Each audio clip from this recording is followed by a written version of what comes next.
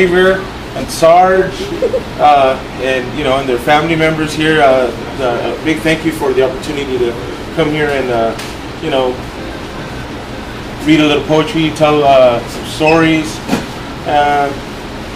I really love this town. My wife's from this town, and this is where I came to live when I first came. And I'm from Los Angeles, so when I came here, culture shock, but at the same time, I really loved it. It was just really quiet to me. It was really laid back, and then I met a lot of people, and everybody knew each other and their families, and it wasn't that fast-paced life. There's like every town, I'm sure there's some stories and craziness going on, but I really liked it. I really took in the feel for it, and I think I appreciated the town a little more than some people that lived here, because I still talk highly of it. I should run for mayor. Right? No, they got a good one now. I think they got rid of that. But I've been lucky to meet such great people out here. Also writers, and that have inspired me to do what I do. And I'm just happy to be in San Benito. I really am. I really like this sound. And again, thanks guys for letting us crash your barbershop, and congratulations. This is a new location. It's beautiful. And so, we're going to read some poetry to you guys, and we're going to, tell some stories. We're not going to do the whole introduction of, what we've done and where we're published and stuff like that. It's a real chill kind of reading tonight. We do have books for sale, and you can read all that flashy stuff there. They're back there. Prices range from $15. I mean, there's like $8 books, $15 novella, and you're not falling asleep on me, are you? No, I'm listening. Yeah, that's what I think. I'm just thinking about novellas. Yeah. I don't know. It just sounds cool. It's a novel. It's a novella. But yeah, we thank you for everybody that's here again. We've got PW Covington, who drove all the way from Victoria today to be here with us. So we're all going to pitch in later and get him a one-way flight back, so he won't have to drive back. But I'll leave it to Mr. Griswold here, James. Yeah. Jim Griswold, Grizzy, as we call him at the Poetry Festival, where he's partying with us, right? He's got a story, he's got some poetry, so let's go ahead. The opening act is often the sacrificial lamb, so I'll remember that. Story. Daniel was telling me that I've read about the anthology Up Against the Wall, and he made note that it could be about any immigration issue, not just here. And born and raised in Chicago, and has its own immigration issues. One of them is there a whole population of illegal Polish people living in Chicago. In fact, Chicago as a city is one of the largest Polish cities in the world. Has one of the largest populations of Poles in the world.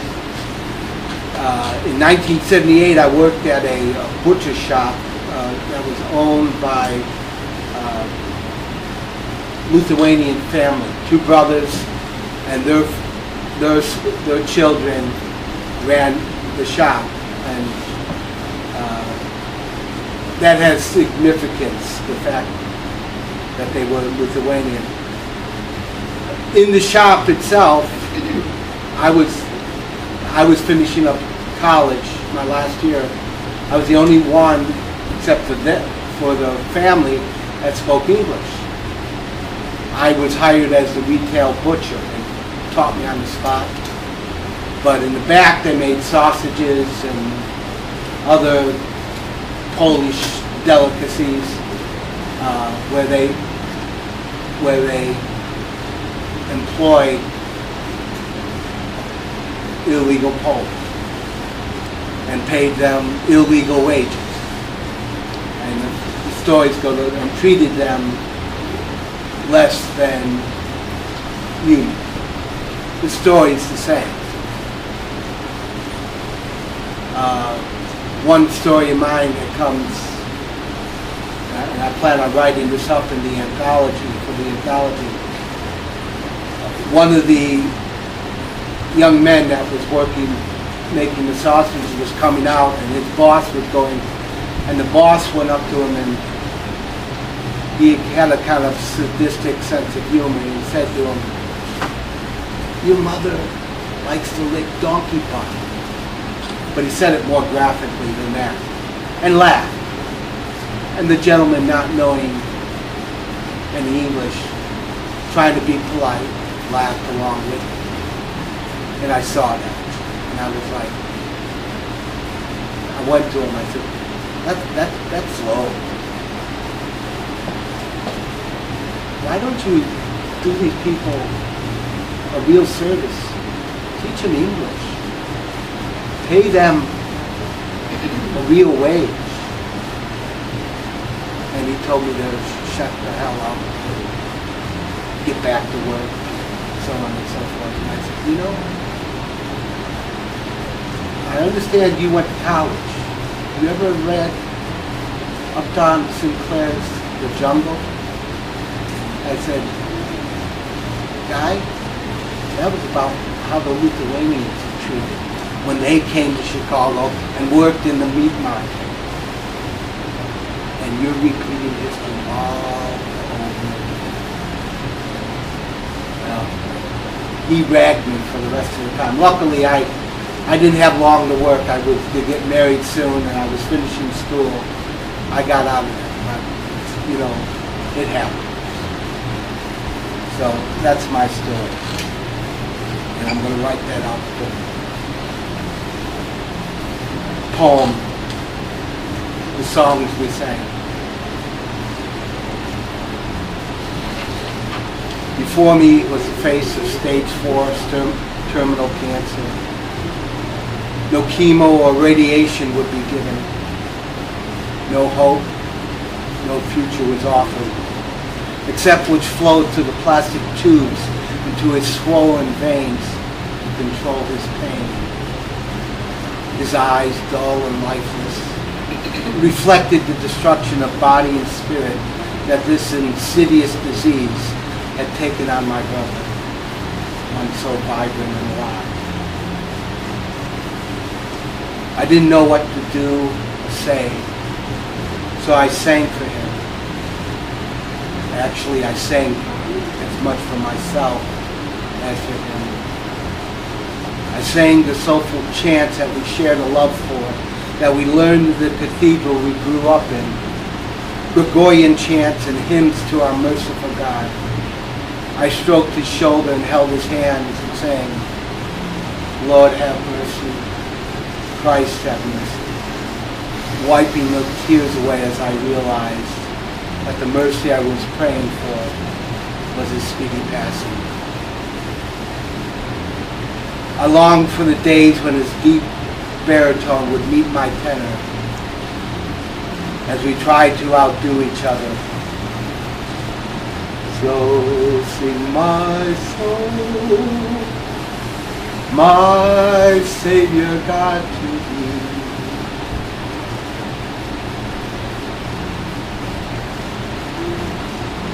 I sang it solo.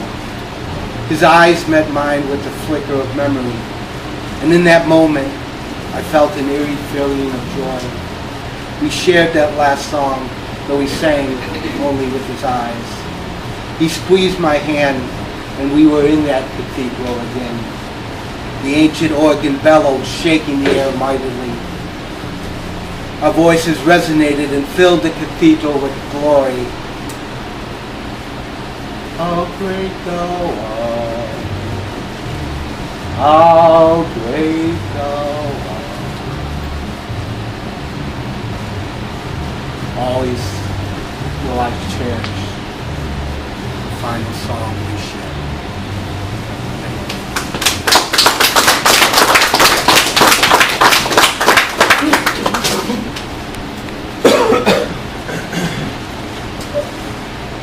That was awesome.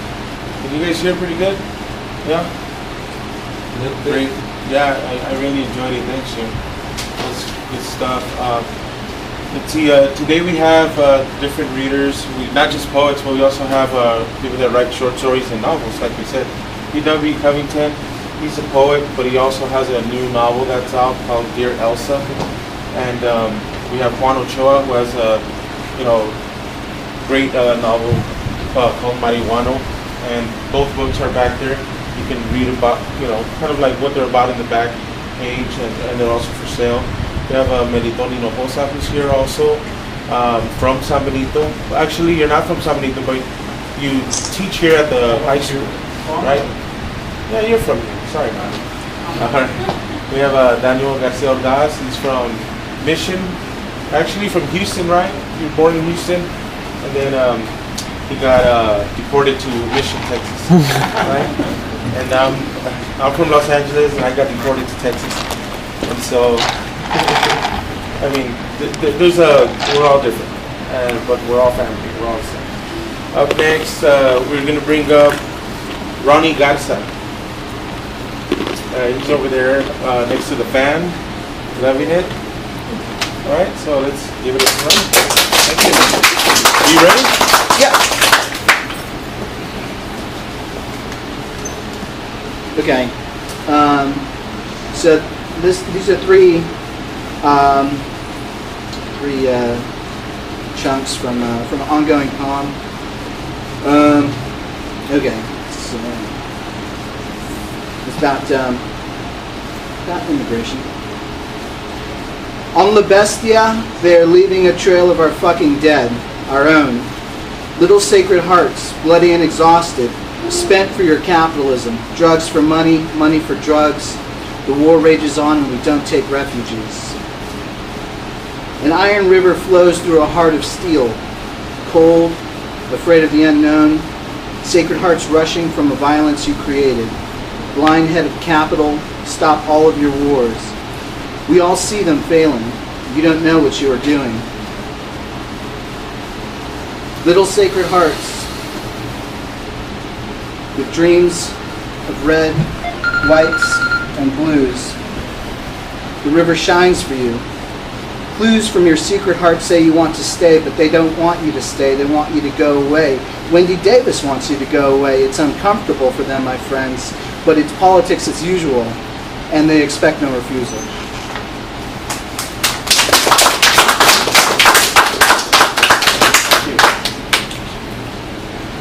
And if there's anyone else here that might want to read a piece or wants to read a piece, or I don't know, there's a guy here who likes who can do some great rapping. I don't know if he's gonna come up, but we might just call his name out.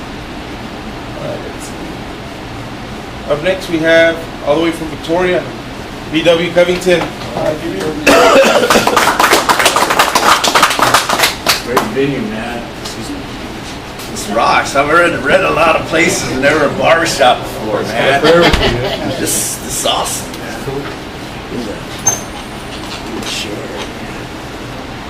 Yeah, like Ed mentioned, I've got a brand new novel out. We just launched it a couple of weeks ago down on the island there at Paragraphs. That's an awesome place, man. You ever want to just spend some time in a bookstore and hang around with some dogs and talk to some islanders, go out there, man.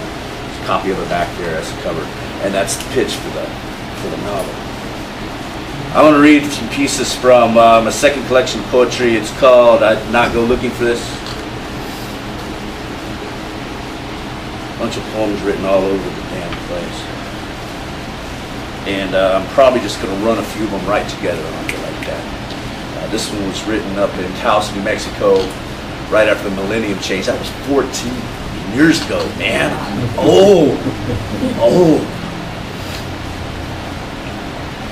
Called Wheeler Peak Echoes, and the only explanation necessary is Wheeler Peak is the highest mountain in New Mexico. It's I think it's like 13,000 or something, maybe a little less. I want to take the Walt Whitman exit from this road novel America. Show me to the dream that is promised by rural creeks and streams. I need to feel the sun hot upon my naked flesh beside the Gulf again as I share it with my beloved. Cast out of time. I want the divide between creation and engineering to tumble like towers. like ivory towers struck head on by the gypsy power of natural light, supernatural darkness.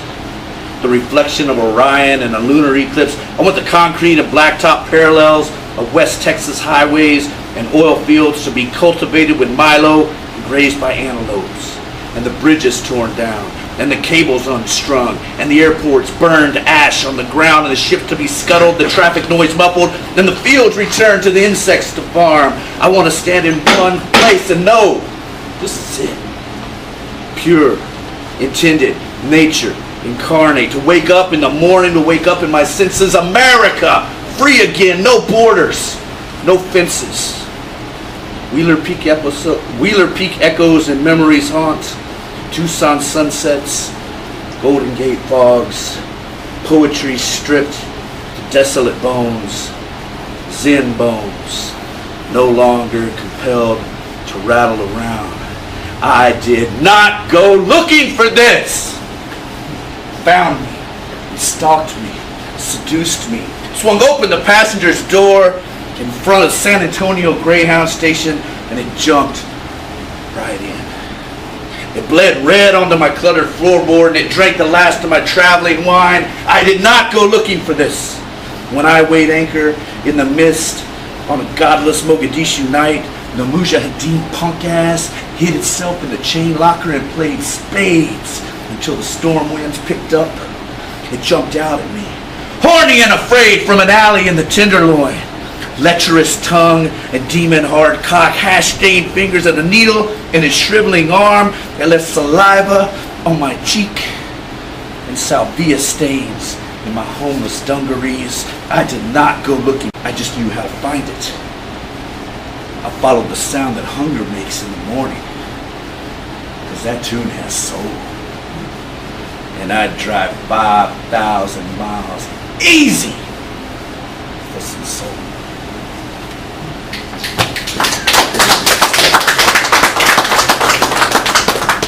Always working on new stuff.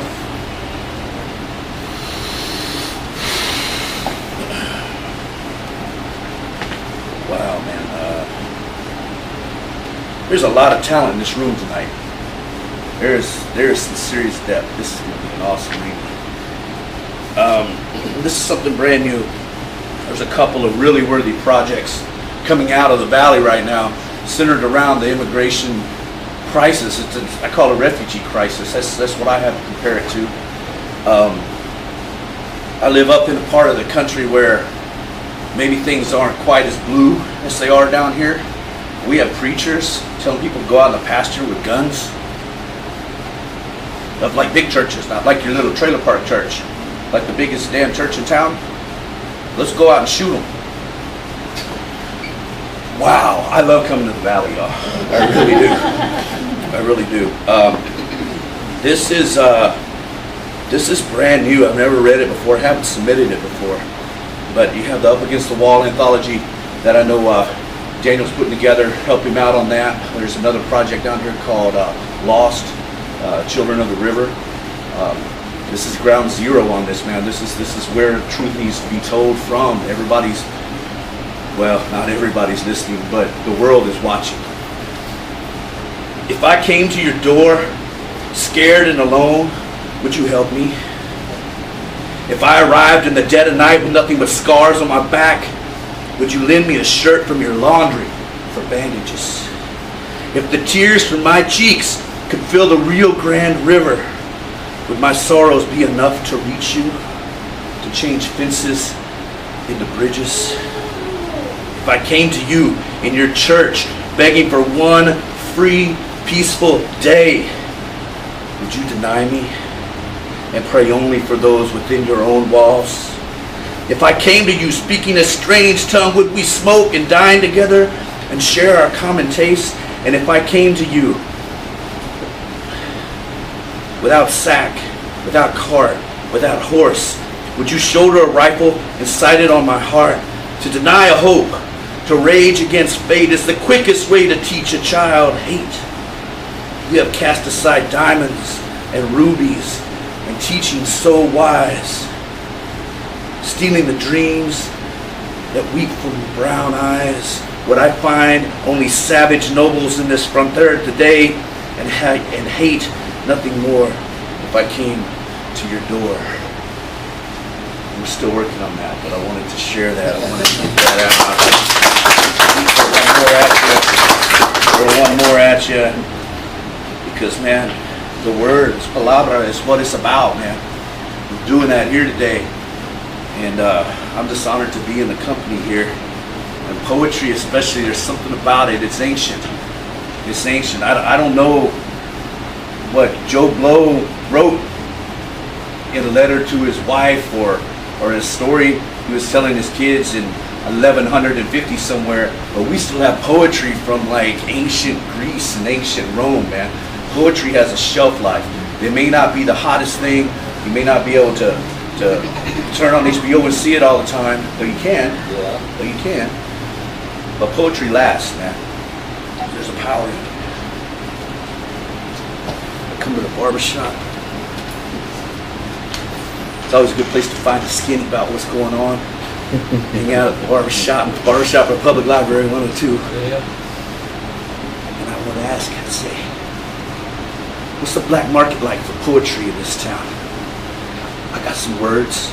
No, I can't tell you where I got them, but I got some words. And I need to get rid of them fast. When poetry is banned, where does it go? I mean the real outlaw shit. My stuff is pure. It's never even touched a sheet of paper. It's never seen the inside of a classroom. I'm talking pure street level, free-based motherfucking poetry, man. No, it's not legal. Yeah, it's dangerous. It's stolen. It's off its medication. And it's been prone to violence in the past. It's the product of a broken home, and it's carrying some incurable Ebola shit you don't even want to think about. Like I said, got the real stuff here, man. We gotta move it fast. Thank y'all so much.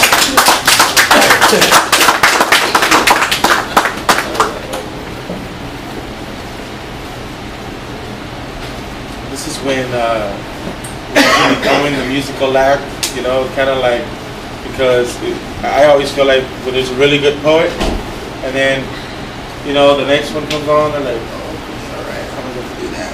But that's how it is. I'm gonna read you some poems. I'm just kidding.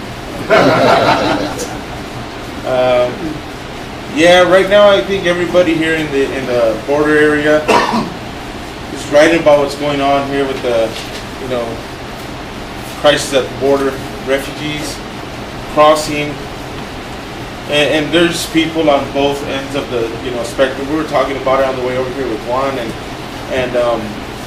you know, there's I'm sure poets that are writing about, you know, shooting, and there's those that are writing about peace and about, you know, protecting and finding an answer to what's going on. So I think when anything happens around the world, whether it's a plane being down in the Ukraine or being lost in the ocean and nobody can find it, you'll always find a poet that's ready to write about it, that's ready to write some words to comfort those that need it.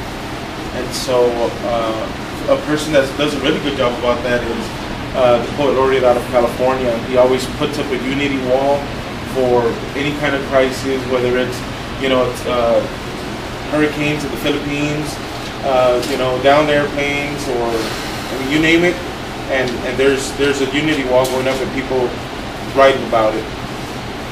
So I'm gonna read a couple of poems that kind of touch on different things, and then I'll read from my book, Insomnia. This one is titled Sap and Trail. Drink some water.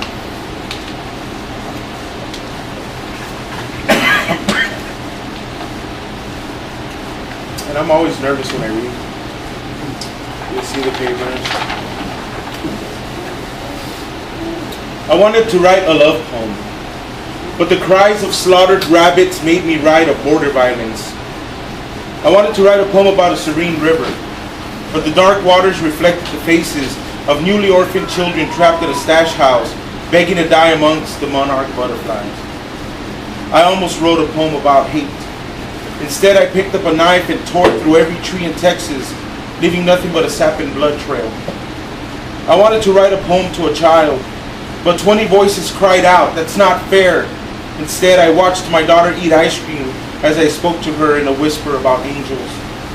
I wanted to write a poem about growing up, but my mother's tears dripping into the caldo de res, the soft humming of a refrigerator, and the blank pages on the coffee table stunted all growth. I wrote a poem about survival. The first line started with the word justicia.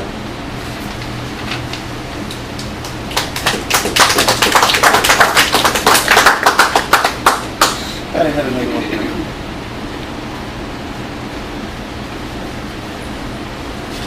I'm sorry, I don't have them in order.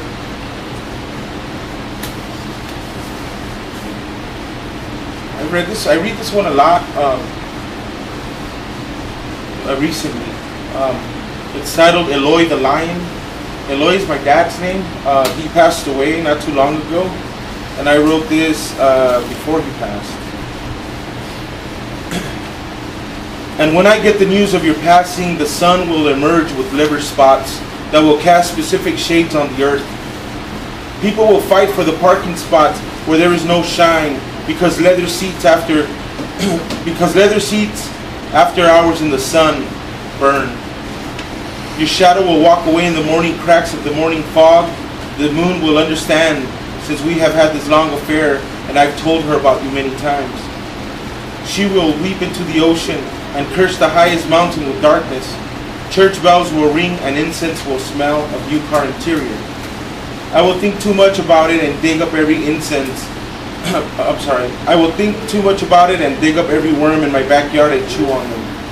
I will want to know everything about you a bit late.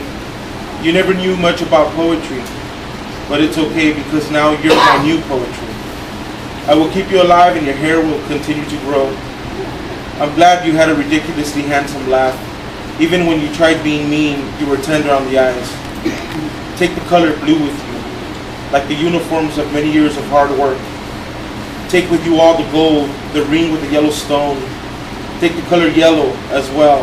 Hand it to my biological father and tell him not to be jealous, but thankful. Maybe you can sneak a lock of my mother's hair into heaven. Put it at the feet of Mary and walk away in silence. She will know. Take 10 degrees of heat and toss it into St. Jude's garden. This cancer thing, leave it behind, let us figure it out. Look into the mirror before you go. Stand up straight and see my face on the reflection. The face of your 3 beautiful girls and 2 other boys. Your grandchildren too. You did good, Pop. Feel the breath of your wife on your face and her soft hands in yours. My daughter asked, "Is he my last grandpa?" I said yes. She cried. I cried. I explained. She understood. She ran off to draw and color a picture in pinks, blues, and yellows with ribbons and tears. I told her to draw an avocado. She asked after the drawing was complete, what is going to happen to him? I told her he will become a new season, a mix between spring and summer, a dash of winter and a chunk of and a chunk of fall. In heaven, he is on the satellite, incoming, Eloy the Lion.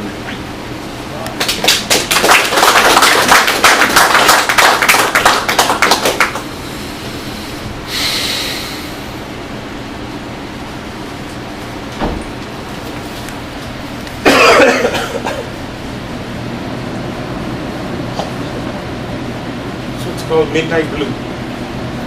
If I played the harmonica, the sound would be of midnight blues, tattooed tears running down the face of God, of heroin blast through unpainted canvases, a shrill of a deep shank into the breast of Mother Earth, the ripping from the roots of fruit trees being yanked from the concrete jungles of America's ghettos. If I played the harmonica, and I played it well, the poor would hunger no more, and poetry would serve its purpose.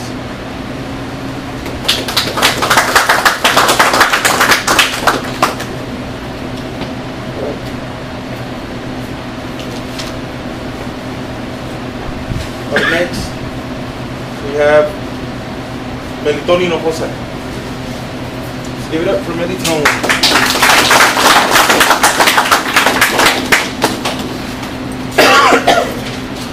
I don't know whether I can sit here or not. Last time I sat in one of these, I cut my hair. The first work I'm going to do to you guys is called prostitute, prostituta. And it's a parallel between a poet and prostitute. That's basically what it's about. Okay. Ahí les va, okay? Como una prostituta que se echa en una sábana blanca con su pelo negro contemplando su otro cliente, I too sit here staring at a white blank sheet of paper with the black ink in my pen, contemplating my next thought. Como una prostituta que contempla su otra palabra, otro gesto y otra mirada, I too prostitute myself with deep thoughts, forbidden thoughts. I bare my soul to you without regards to myself. Como una prostituta que se peina su pelo una y otra vez para seducirte, I too prostitute myself as I gently stroke my black ink onto a blank white sheet of paper and I continue stroking it. Como una prostituta que conquista a su cliente y le pagan por su servicio, yo espero tu tiempo como pago. I too, like a prostitute, conquer my audience, and just like a prostitute, I demand your attention as paid. Thank you. My next work deals with Texas Rangers, right? Back in the early 1900s, they were ruthless, bastards. Anyway. All kind of good stories are developed on los Rinches. Anyway, the Rangers, los Rinches, they wore the Lone Star. Me refiero a los Rinches. They were the law. Y la traían en la cintura. They wore the Lone Star. La traían en el pecho, and a 6-shooter on their waist. Y lo usaban sin discriminar. They wore the Lone Star. Era la ley. Right or wrong, era la ley. They wore the Lone Star. Y mataban a los negros, mexicanos y indios. They killed them all sin discriminar. They wore the Lone Star. Era la ley. They killed Mexicans, Indians, and niggers sin discriminar. They wore the Lone Star. Bien o mal. They killed them all. They wore the Lone Star on their chest. And something that's been going on in Hidalgo County for those of you who have had a chance to see it on TV. I've got a brand new sheriff, right? Yeah. And they're coming up with another brand new one here in November, I suppose. Okay. When that stuff was going on, I wrote something called Sheriff. There's a new sheriff in town. Brand new uniform, brand new badge, brand new pistols. There is a new sheriff in town. New ideas like honesty. New ideas like integrity. New ideas like transparency. There is a new sheriff in town. Moving personnel around. Renaming office positions. There is a brand new sheriff in town. The old one got caught. The one before him got caught. The one before him is in prison. There is a brand new sheriff in town. I feel so safe, so content. But for how long? I'm going to do that real quick. I'm going to do one called The Walk. It is not like a walk in the park, donde hay banquillas o columpios. It is a walk de los inmigrantes. The walk they have to do cuando cruzan el Río Bravo, or the walk they have to do cuando cruzan los alambres. It is not like a walk in the park. Cuando pelean con las serpientes, or the scorpions, or the spiders, en los desiertos o en el valle. It is not like a walk in the park cuando andas con hambre or you're at a point of dehydration, y no es como andar en el parque. It is not like a walk in the park cuando tus pies están cansados de andar y de andar and the sun is beating on you y tú con sed y cansancio. It is not like a walk in the park cuando te sigue la migra and your own turn you in y te preguntas, ¿mi gente? It is not like a walk in the park cuando te roban tus sueños and you are sent back peor que como cuando llegaste. Thank you. San Benito has been my second-hand home for about 30 years because I've been teaching.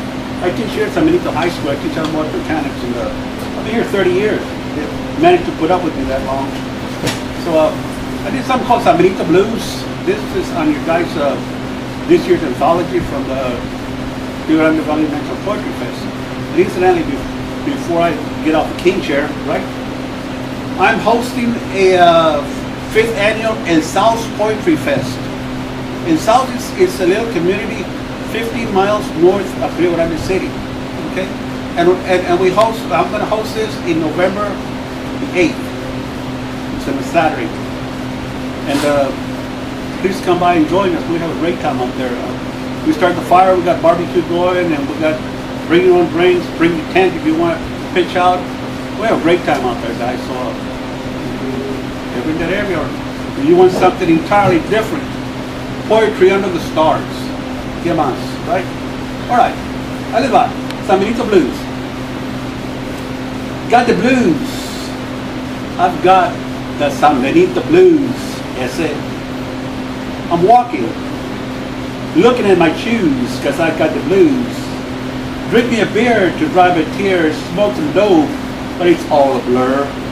I have the blues, yes, it. Walking down Stanger Avenue. Didn't know where it led me to, so I continue walking in my shoes. I've got the blues, yes, it. Because she walked out on me, don't know what to do, so I'll just sit here looking at my shoes. Got the San Benito Blues.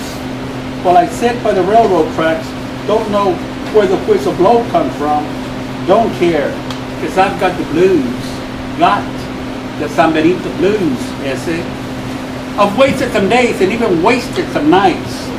Don't know why, yes, it. I've got the blues. The last teardrop fell and it fell like hell. Got the blues, got the San Benito Blues, yes, it. I'm drinking my last beer here at Lopez Bar.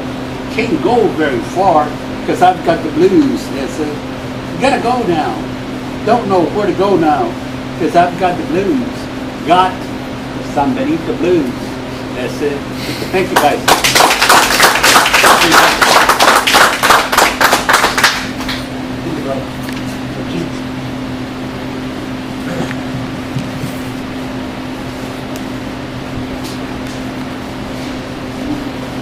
No, I don't need the clipboard. I just wanted to Act like a teacher. cover my pants. Right? Are you gonna spin some? I know. I'm gonna need a cardboard box. I need one of those homeless signs. Come on, we're off in the fridge. Up in the fridge, no. You gonna spin some game, no? You good? Think about it. Up next, we have Juan Ochoa. Give it up.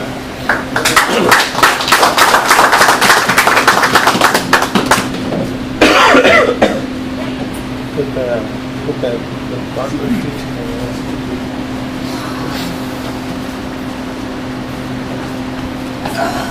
All right, guys. I always like coming to San Benito because, like the corrido says, aquí se vende bonito.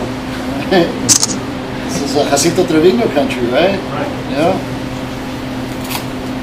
Okay, I'm gonna read a couple of poems for you guys. Then, if you indulge me for a couple of minutes, I'll read you a few pages from my novel.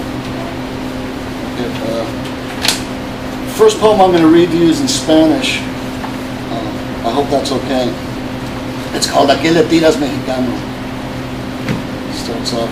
Mira nomás a ver cómo tumbas esa paloma en pleno vuelo de una sola pedrada. Con ese brazo pudiste haber sido fielder en las grandes ligas. Me crearon en Colima al pie del volcán. Si unos gringos se me hubieran acercado con bolas y bates diciendo que me iban a llevar, que me iban a hacer estrella, me mataría con ellos.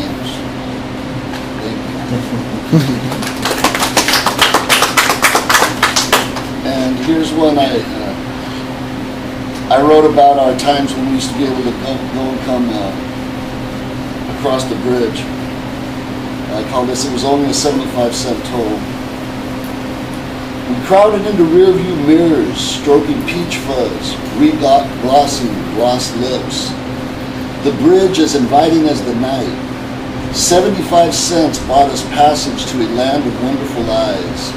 To La Zona, a rainbow of headlights shuttling every fantasy imaginable. Music-drenched strolls down our father's cobblestone walks, lured into Treviños by the trio's soft guitar, to the electric candles that threw shadows on our own conception. Shots at Dutchess to touch up the master plan, the plan that would determine the rest of our lives.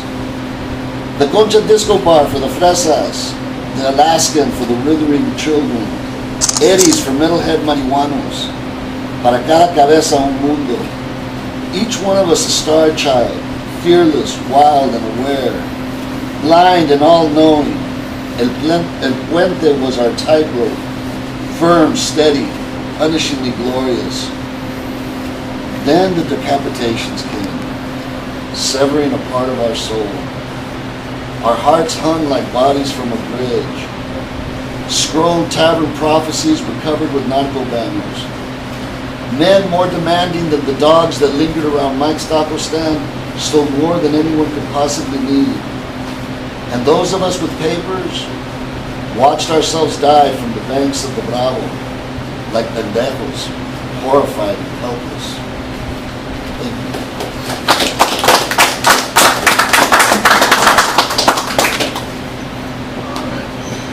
And here I'm going to read you a couple of pages out of my novels, Marihuano. This is set here on the border, mostly on the Mexican side, and tells about a few trips we used to make every now and then down to Mexico. We followed Güero Gil, El Chano, the rest of the guys with AKs, and my old man across the compound to the guy with the walkie-talkie. Compa Julio, the man bellows and throws his arms around my old man. I'm so glad you came. You're just in time for the dinner we're giving all the orphan kids of Durango. I'll fit right in with all the orphans, I say as I shake hands with the man my father introduces as El Comandante Goyo Fuentes. I have a father, pero yo nunca tuve madre. El Comandante Goyo busts out laughing and slaps his hand across my back. Every finger has a gold ring and a 2-inch thick gold bracelet with Comandante scrolled in diamonds hangs around his wrist. Yo nunca tuve madre, that's a good one. This one must give you fits, Compa Julio. You should leave him here so he can help me steer these worthless sons of bitches into doing some work. El Comandante Goyo reaches out and slaps the shaved head of a guy pushing a wheelbarrow. Pinche viejo verga. You got the whole ranch to work on and you figure it's a good idea to pass by me while I'm welcoming my compa and his family? Get your ass away from me before I get my cuerno de chivo. The guy pushing the wheelbarrow trots off, spewing apologies. The Comandante Goyo turns back to my old man and says, "We're going to kill that bull over there." He points to a gray Brahma bull of about 600 pounds standing in the pen. We got 5 bandas coming and every mariachi we could find in Durango. El Comandante Goyo digs into his pocket and pulls out a $100 bill folded into a coat pouch, creased lengthwise and folded over with the ends tucked into each other. We're not going to let Durango sleep for the rest of the week, Compa Julio. He pulls out a set of keys hanging on a keychain made out of a Mexican centenario, an ounce of pure gold, band to the chain with a ring of diamonds, and takes one of the keys and scoops up a big head of coke.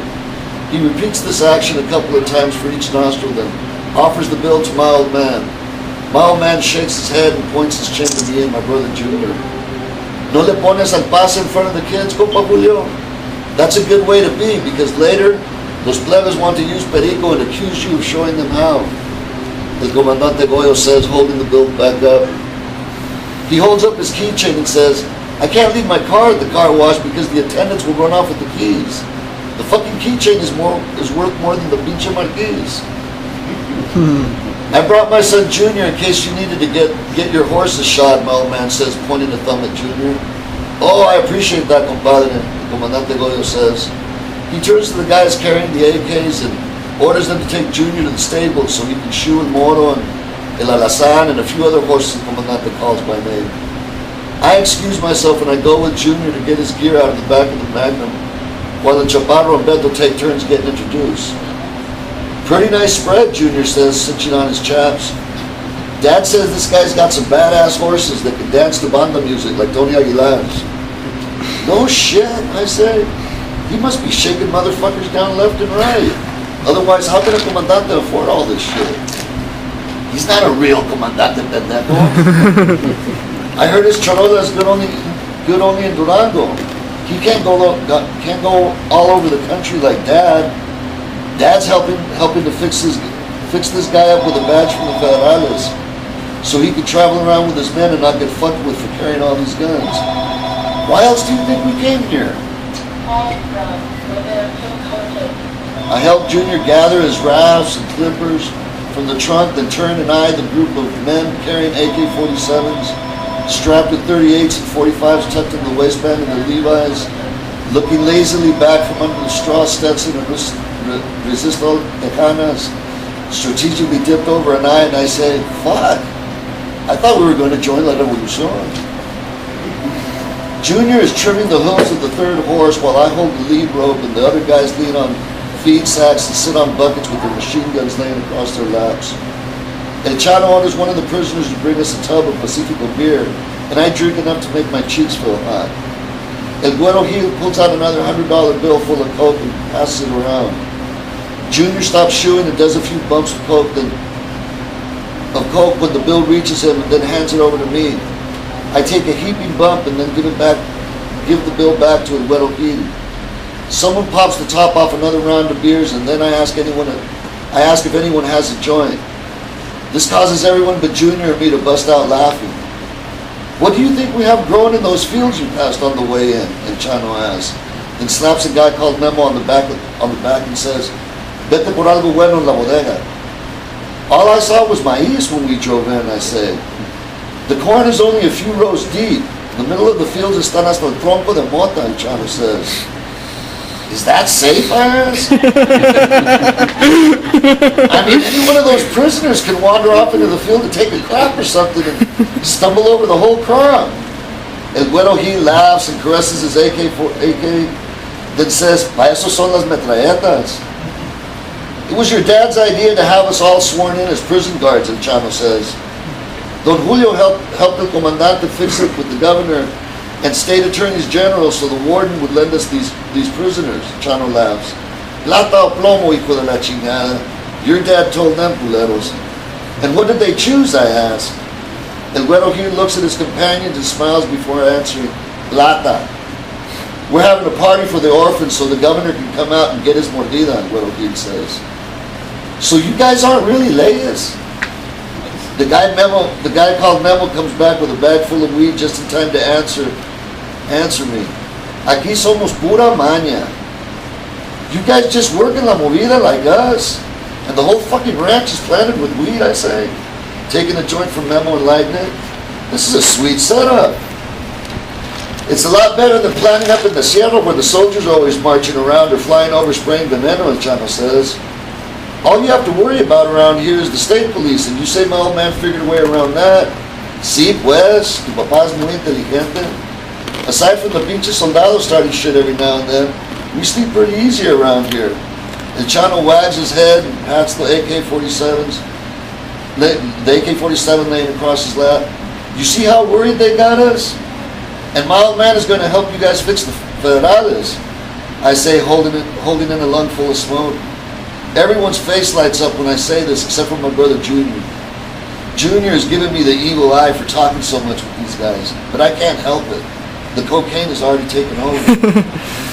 When your dad gets us the charolas from the Federal, we can all go back to Sinaloa like pinche generales, El Güero Gil says.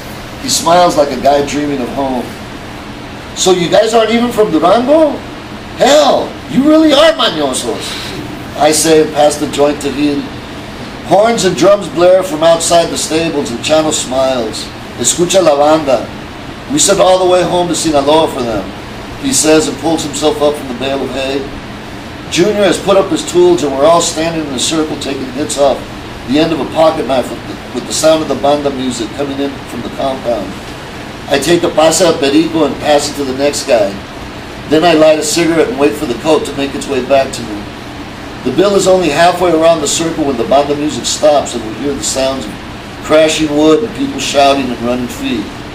2 gunshots are fired and there's this loud fucking bray like a cow got her tits caught on some barbed wire. Los soldados, El Chano yells. El Güero Gil, Memo, all those guys drop their safeties on their AKs and run out of the stable in a V formation. His own cuerno de chivo at the ready. Am I going long? Should I stop there? Or?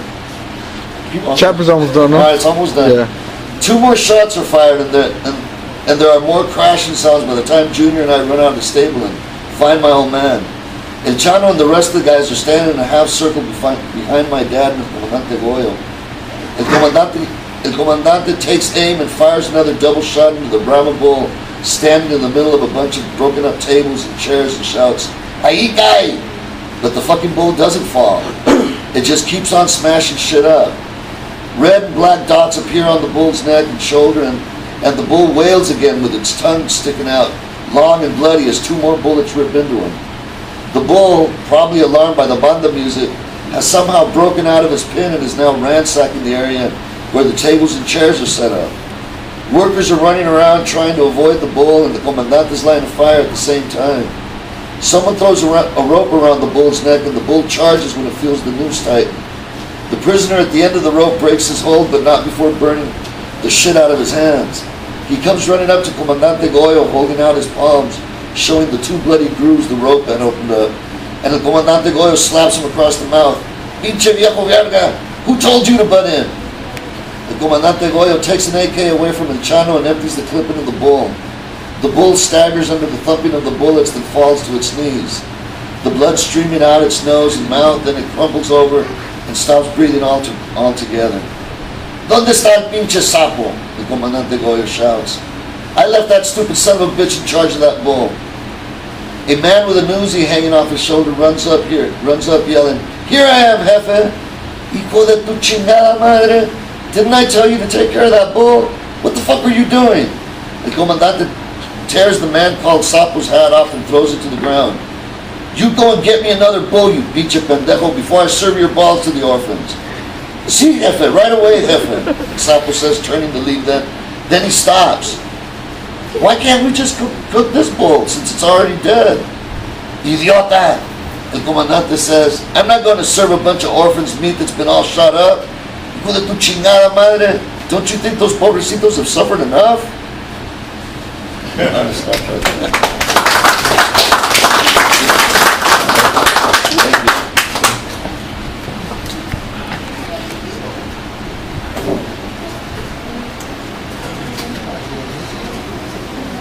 All right, up next we have Daniel Garcia Ordaz.